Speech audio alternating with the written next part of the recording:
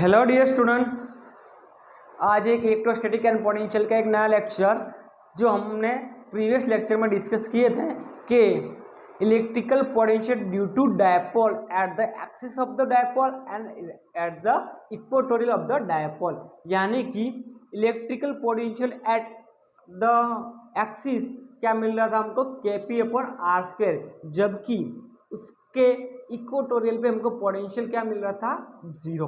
क्या मिल रहा था, जीरो। लेकिन आज एक नया टॉपिक कि अगर जनरल पॉइंट के लिए हमको डिराइव करने का पूछे, जनरल पॉइंट मीन्स उसके कोई भी एंगल पे कहीं भी दे दिया पॉइंट उसने, और हमको पूछा कि इसका पोटेंशियल क्या होगा, इस पॉइंट पे आप पोटेंशियल निकाल के दो, तो हमको क्या करना पड़ेगा, तो उसके लिए हमको एक फॉर्मूला चाहिए। तो ये फॉर्मूला आज हम डिराइव करेंगे, ठीक है।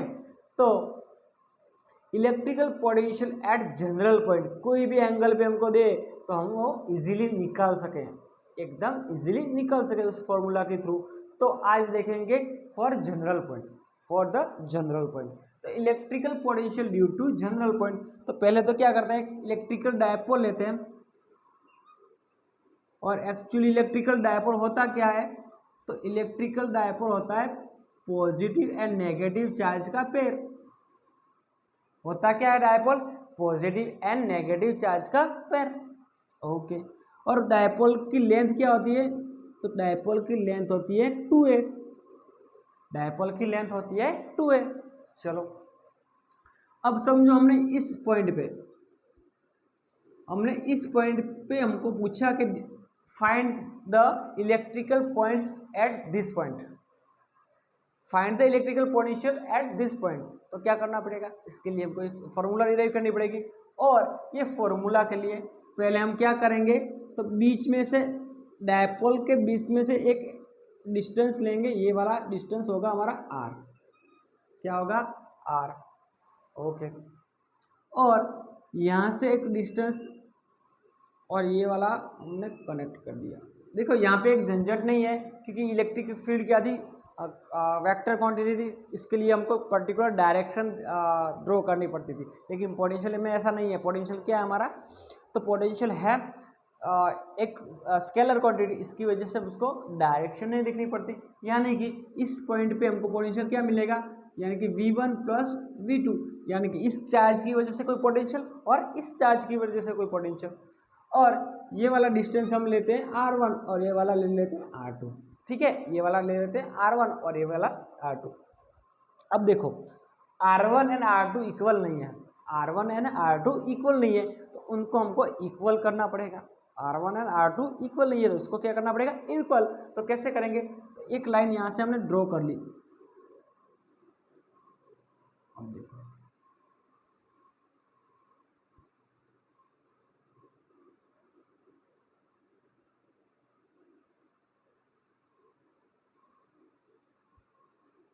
एक लाइन यहाँ से ड्रॉ कर दी। अब देखो अब क्या लगता है, r1 और r2 क्या हो गए, इक्वल, और ये वाला कुछ एंगल बनेगा, ये वाला एंगल और ये वाला डिस्टेंस क्या हो जाएगा, r1 - r2। ये वाला डिस्टेंस क्या हो जाएगा, r1 - r2। अब देखो r1 और r2 क्या हो गए, इक्वल। अब क्या हो गया, r1 और r2 इक्वल। अब हम जो इलेक्ट्रिकल पोटेंशियल का इक्वेशन पढ़े हैं वहीं यहाँ पे डायरेक्ट अप्लाई कर दें, वहीं डायरेक्ट यहाँ पे अप्लाई कर दें। यानी कि नेट पोटेंशियल फाइंड करना है, net potential at this point. तो कैसे करेंगे, V = V1 + V2, यानी कि V V1 + V2। अब V1 क्या है, तो V1 हमारा है K - Q/R1 का R1, क्या है R1, क्या है, इसकी वजह से पोटेंशियल क्या होगा, तो इसकी वजह से -KQ/R1। अब देखो माइनस है तो माइनस लिखना है, प्लस है तो प्लस लिखना है, ठीक है, क्योंकि ये पे पोटेंशियल क्या है, तो पोटेंशियल है स्केलर क्वांटिटी। उसके बाद V2 हमारा क्या हो जाएगा, तो V2 होगा KQ/R2, क्या हो जाएगा, KQ/R2। अब यहाँ पे पुट कर दें Vnet = या इसको पीछे ले जाए, यानी कि KQ/R2 - KQ/R। चलो यहाँ से हम क्या कॉमन निकाल सकते हैं, तो यहाँ से हम के क्यू को कॉमन ले लें, उसके बाद एलसीएम लेते हैं, के क्यू को कॉमन ले लें, फिर इसके बाद एलसीएम ले लेते हैं। तो यहाँ पे वी नेट इक्वल टू के क्यू को हम कॉमन लिया और बचा क्या, तो 1/R2 माइनस 1/R1। अब क्या करना है हमको, तो अब करना है एलसीएम। क्या करना है, एलसीएम। अब देखो तो एलसीएम ले लेते हैं, तो वी नेट इक्वल टू के Q R1 minus R2 upon R1 R2।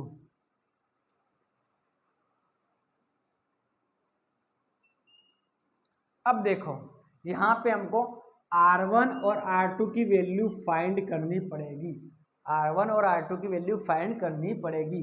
ये वाला 90 है, ये वाला क्या है, एंगल है। तो कैसे फाइंड करेंगे, तो cos थीटा लेना पड़ेगा। कैसे फाइंड करेंगे, cos थीटा लेना पड़ेगा। तो देखो इस वाले से ये वाला बेस है, ओके, और ये वाला हो गया हमारा R1 माइनस R2 और ये वाला है 2m। इस वाले ट्रायंगल मैंने ड्रॉ किया, ठीक है। तो ये वाला क्या हो जाए, बेस, और ये वाला क्या हो गया, हाइपोटेन्यूस। तो यहाँ से cos थीटा क्या होगा, तो cos थीटा हमारा होगा बेस अपॉन हाइपोटेन्यूस। क्या होता है, बेस अपॉन हाइपोटेन्यूस, यानी कि R1 minus R2 divide by 2a, R1 minus R2 divide by 2a। तो यहाँ पे देखो, तो इसको मेन बनाएंगे तो क्या हो जाएगा, R1 माइनस R2 बराबर 2a cos थीटा। क्या हो जाएगा, 2a cos थीटा। तो R1 R2 की जगह हम क्या पुट कर देंगे, 2a cos थीटा। देखो अब ये वाले दोनों क्या हो गए, इक्वल। हमने ये वाला डिस्टेंस फाइंड कर लिया, तो ये वाले क्या हो गए, इक्वल।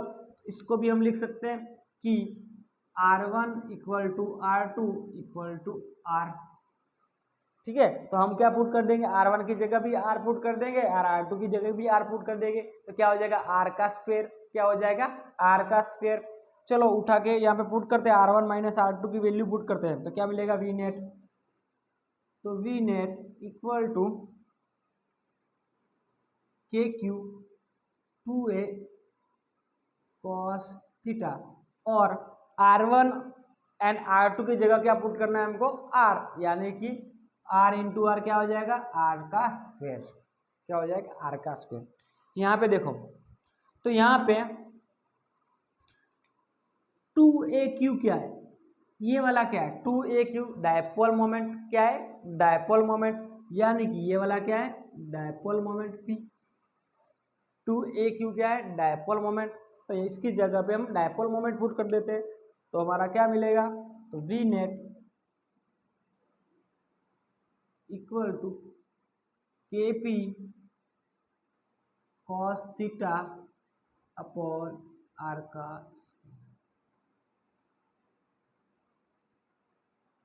के P cos theta upon R का स्क्वायर। अगर हमको किसी जनरल पॉइंट पे पूछता है इलेक्ट्रिकल पोटेंशियल, तो कौन सा इक्वेशन यूज करेंगे, के पी थीटा अपॉन आर का स्क्वायर। के पी थीटा अपॉन आर का स्क्वायर, ठीक है। अब देखते हैं कि 90 पे क्या मिलेगा, 180 पे क्या मिलेगा, देखते हैं तो क्या मिलेगा।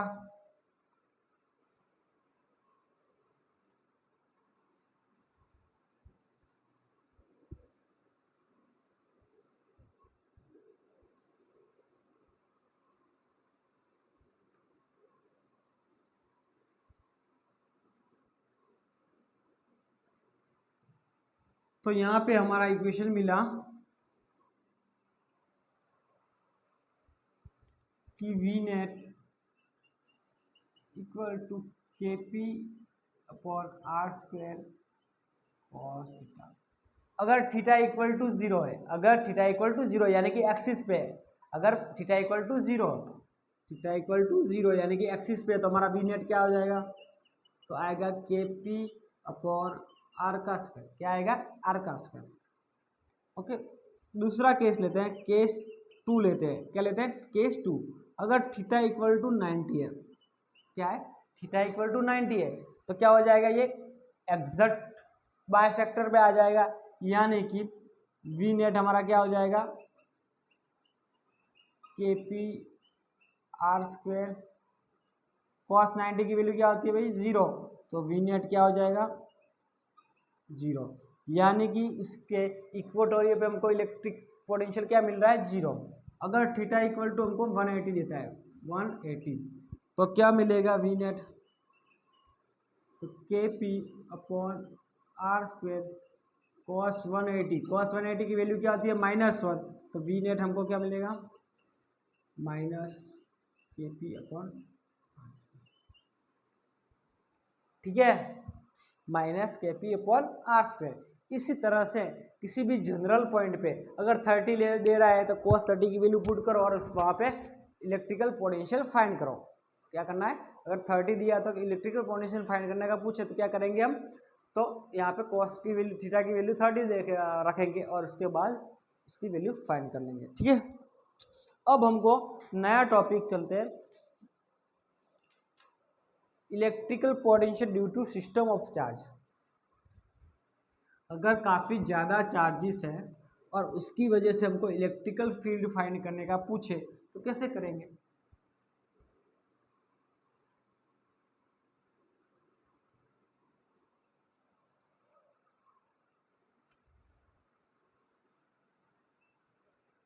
इलेक्ट्रिकल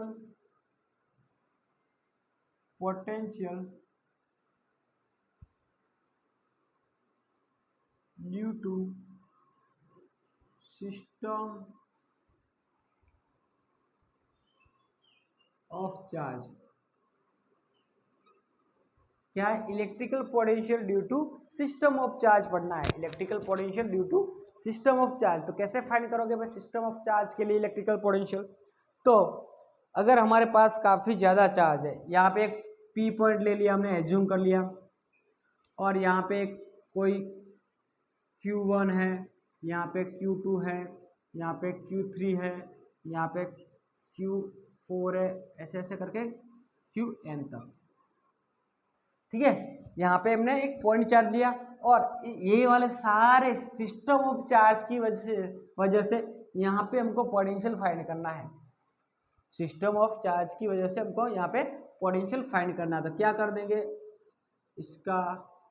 इसका पोटेंशियल यहाँ पे होगा, इसका पोटेंशियल भी होगा, इसका भी पोटेंशियल होगा, इसका भी पोटेंशियल होगा। इसको R1 देते हैं, इसको R2, इसको R3, ये R4 और यह। तो यहाँ पे एक बात याद रखनी है कि जब भी पोटेंशियल पूछे तो माइनस है या प्लस हो उसका एडिशन कर देना है। किसी भी सिस्टम ऑफ चार्ज में, किसी भी सिस्टम ऑफ चार्ज के लिए हमको इलेक्ट्रिकल पोटेंशियल पूछे, सिस्टम ऑफ चार्ज के लिए हमको इलेक्ट्रिकल पोटेंशियल पूछे तो क्या करना है? तो सबका सिर्फ एडिशन कर देना है। क्या करना है? सबका सिर्फ एडिशन कर देंगे, जो हम करेंगे आगे एक एग्जांपल लेके। चलो, तो यहाँ पे हमारा V1 का इक्वेशन क्या हो जाएगा? तो V1 का इक्वेशन के Q1 अपन R1। V2 का हमारा इक्वेशन क्या हो जाएगा? के Q2 upon R2।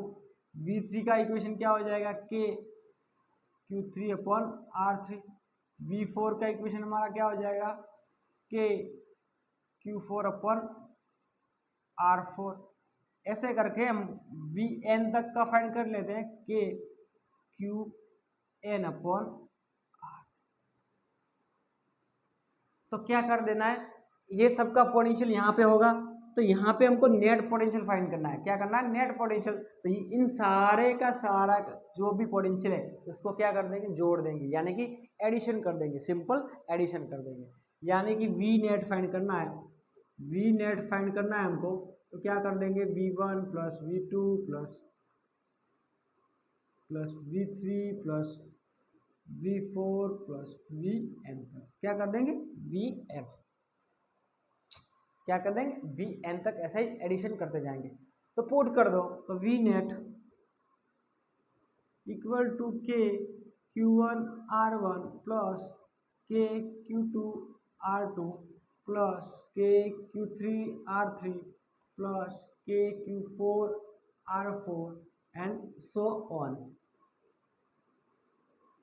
Okay, so on. तो क्या कर लेंगे यहाँ पे, हम के को कॉमन आउट कर लेते हैं। तो के को common V net equal to K को कॉमन, और सबका एडिशन के लिए हमारे पास क्या है, तो समेशन। क्या है, समेशन। यहाँ पे सब चेंज हो रहा है, Q1 हो रहा है, Q2 हो रहा है, Q3 हो रहा है, और यहाँ पे डिस्टेंस भी चेंज होते जा रहे हैं, यानी कि Q1 एज इट इज नहीं रह रहा, चेंज हो रहा है। तो यहाँ पे हम क्या करेंगे, स्टार्ट कहाँ से करेंगे, i इक्वल टू 1, और कहाँ तक जाना है, n तक। कहाँ तक जाना है हमको, n तक। चलो, तो यहाँ पे चेंज क्या हो रहा है, तो Q चेंज हो रहा है, तो QI, और यहाँ पे डिस्टेंस भी चेंज हो रहा है। तो electrical potential due to system of charge कैसे डिराइव करते हैं, तो सबका एडिशन कर देना है। किसी भी पॉइंट पे हमको नेट पोटेंशियल फाइंड करने का पूछे, किसी भी पॉइंट पे हमको नेट पोटेंशियल फाइंड करने का पूछे, तो क्या करेंगे, एक चार्ज की वजह से एक ही पोटेंशियल जनरेट होगा, यानी कि V जनरेट होगा। क्या होगा, V जनरेट होगा। ओके, अब हम देखते हैं कि एक सम देते हैं।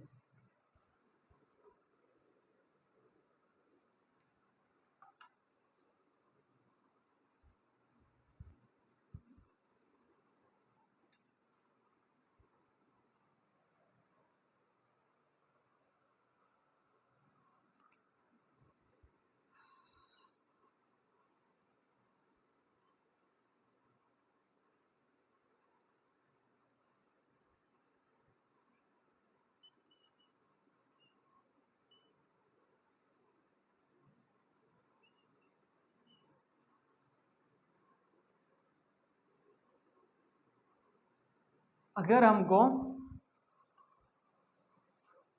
इसने पूछा कि इसके चारों कॉर्नर पे हमने कुछ चार्ज रखे, यानी कि 2Q, 3Q, -2Q और 5Q, और पूछा हमको कि इसके सेंटर पे इलेक्ट्रिकल पोटेंशियल निकालो। इसके सेंटर पे find the electrical potential at the centre of the square. Okay, हमने स्क्वायर के चारों कोने पे कुछ चार्ज रखा है और पूछा कि find the electrical potential at the centre of the square. तो कैसे फाइंड करेंगे, चलो, तो इसका एक ही फॉर्मूला है। हम क्या कर देंगे, एक चार्ज का पोटेंशियल एक भी मानेंगे। समझो कि अगर एक चार्ज है, 1 कूलम चार्ज है, तो 1Q है, Q, तो Q को हम मानेंगे 1V। ओके, Q को क्या मानेंगे, 1V। और ये सब वालों को क्या कर देंगे, हम एक साथ जोड़ देंगे। क्या कर देंगे, एक साथ जोड़ देंगे, यानी कि नेट पोटेंशियल यहाँ पे फाइंड करना है हमको। क्या करना है, नेट पोटेंशियल फाइंड करना है। तो क्या कर लेंगे, V नेट इक्वल टू इस सबका एडिशन। क्या कर देना, सबका एडिशन। तो कैसे करोगे, तो 2Q का क्या मानेंगे, 2V मानेंगे। ओके, और इसका क्या मानेंगे, प्लस है तो प्लस है तो 3V, और ये वाला माइनस है तो माइनस रखना है, यानी कि 2V, और ये वाला +5 है, यानी +5V। तो क्या बचेगा हमारा V नेट, तो V नेट होगा हमारा, ये दोनों तो गए, यानी कि तो यहाँ पे कितना होगा, 8V। कितना होगा, 8V जितना। तो यहाँ पे सेंटर पे पोटेंशियल हमारा क्या होगा, 8V। क्या होगा, 8V। तो V net equal to 8V। तो जब भी हमको किसी भी क्यूब या स्क्वायर हो, क्यूब हो, या कोई ट्रायंगल हो, और उसके सेंटर पे हमको पोटेंशियल पूछे, तो क्या कर देना, सबका एडिशन कर देना। क्या कर देना है, सबका एडिशन। ओके, सबका एडिशन करने से हमको इसके पोटेंशियल मिल जाएगा। अब देखो, अगर इसने कुछ ना कुछ वैल्यू दे रखी है, अगर कुछ ना कुछ वैल्यू दे रखी है, तो क्या करोगे, अगर ये A है, ये A है, ये A है, ये A, तो ये वाला डिस्टेंस हमारा क्या हो जाएगा, ये वाला, तो ये वाला हो जाएगा √2A/2। क्या हो जाएगा, √2A/2। सबको पता है ना, पाइथागोरस से फाइंड कर सकते हैं। ये वाला डिस्टेंस होगा √2A, ये वाला डिस्टेंस टोटल क्या हो जाएगा, √2A, तो ये वाला आधा क्या हो जाएगा, √2/2। तो यहाँ पे V नेट क्या हो जाएगा हमारा, तो 8 into KQ upon √2A/2 to, यानी कि 2 ऊपर जाएगा तो V net equal to 16 KQ upon √2। अगर हमको वैल्यू पुट करने का पूछे तो वैसे कर सकते हैं। तो ऐसे एमसीक्यू में ये वाली मेथड यूज करनी है। जब भी कोई स्क्वायर हो और उसके किसी कोने पे, चारों कोने पे कुछ ना कुछ चार्ज दिया है, ठीक है, और पूछा कि electrical find the electrical potential at the centre, तो आपको ये वाला नहीं पूछेगा। क्या पूछेगा? ये वाला। एमसीक्यू के लिए ये वाला। अगर बोर्ड के लिए पूछेगा तो ये वाला पूछेगा, यानी कि कुछ ना कुछ वैल्यू दे रखी होगी, इसकी दे रखी होगी, इसकी दे रखी होगी, तब फाइंड कर सकते हैं बोर्ड के लिए। लेकिन नीट के लिए क्या हो जाएगा? तो नीट के लिए एमसीक्यू में डायरेक्ट आंसर लिखना है 8B। ओके, आगे और एक एमसीक्यू करते हैं हम।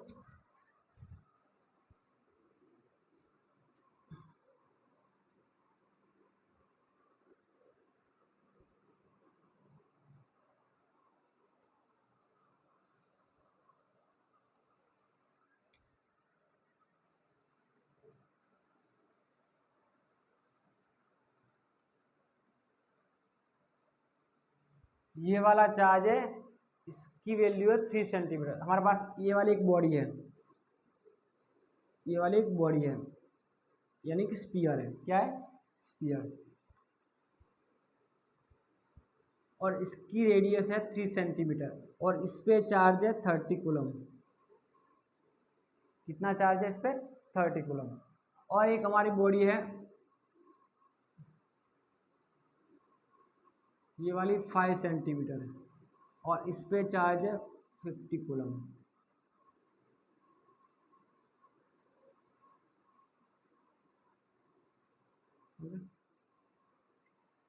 ओके, क्या दिया हमको? एक स्पीयर दिया है और एक स्पीयर, पहले वाले स्पीयर की रेडियस है 3 सेंटीमीटर और दूसरे वाले स्पीयर की रेडियस है 5 सेंटीमीटर। एंड एक पे 30 कूलम चार्ज है, एक पे 50 कूलम चार्ज है। नीट के लिए, किसके लिए? नीट के लिए। ठीक है, अब हमको पूछता है कि find the ratio of the surface charge density. क्या पूछा हमको? Find the surface ratio of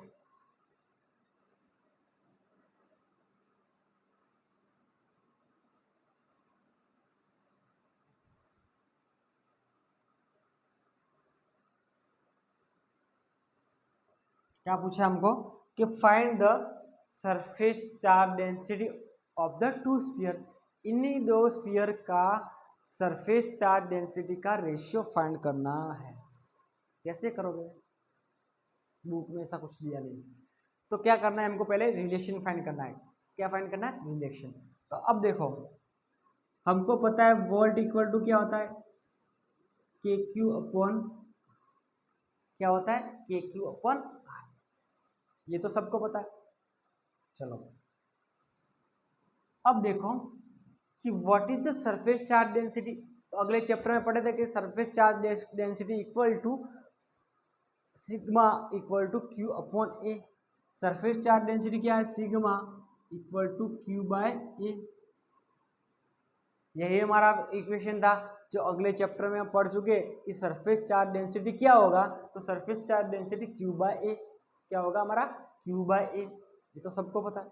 चलो, तो यहाँ से हम Q को मेन बनाते हैं, यहाँ से हम Q को मेन बनाते हैं। तो अब देखो, ये वाला एरिया है, तो स्पीयर का एरिया क्या होगा हमारा? स्पीयर का एरिया होता है 4πr²। क्या हो जाएगा? 4πr²।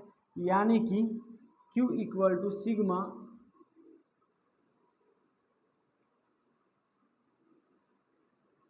क्या हो जाएगा? 4πr²।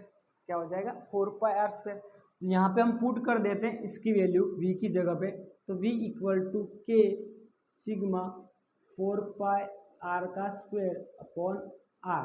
एक r से r मरा, एक r से r मरा, यानी कि v proportional to sigma R. क्या हो जाएगा सिग्मा आर, क्या हो जाएगा हमारा सिग्मा आर, ठीक है सिग्मा आर। तो प्रोपोर्शनैलिटी हमको मालूम होनी चाहिए। अब क्या फाइंड करने का पूछा है उसने, तो हमको इसने फाइंड करने का पूछा है कि इस सिग्मा 1 और सिग्मा 2 का रेशियो, यानी कि इसका और इसका रेशियो। तो सपोज इसका V1 लेते हैं तो ये वाला सिग्मा 1 हो जाएगा और इसका मान है V2, तो V2 क्या हो जाएगा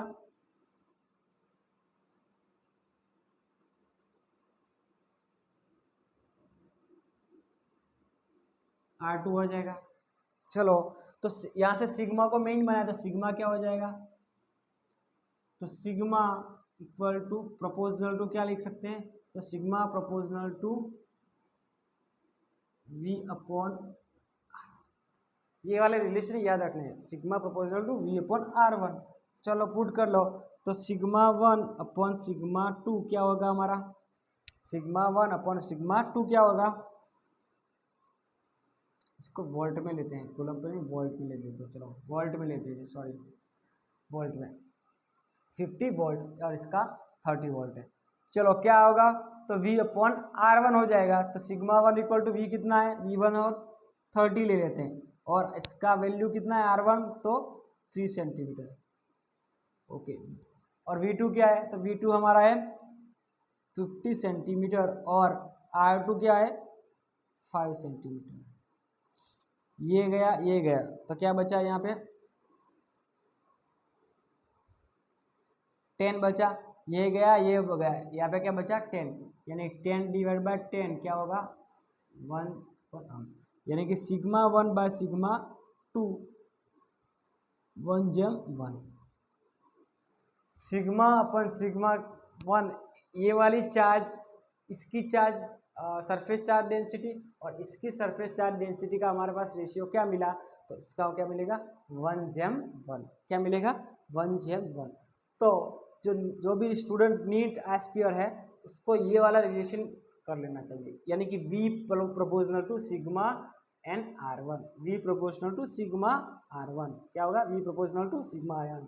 और ये वाला भी रिलेशन काफ़ी इंपॉर्टेंट है, यानी कि sigma proportional to V upon R1, जैसे जैसे पोटेंशियल क्या directly proportional to V and inversely proportional to distance, okay. तो ये वाले इक्वेशन हमको कर लेने हैं, ओके। चलो नेक्स्ट लेक्चर में हम डिफाइन करेंगे कि सेल के लिए पोटेंशियल क्या होगा, उसके बाद इक्विपोटेंशियल सरफेस क्या होती है उस पर डिस्कस करेंगे।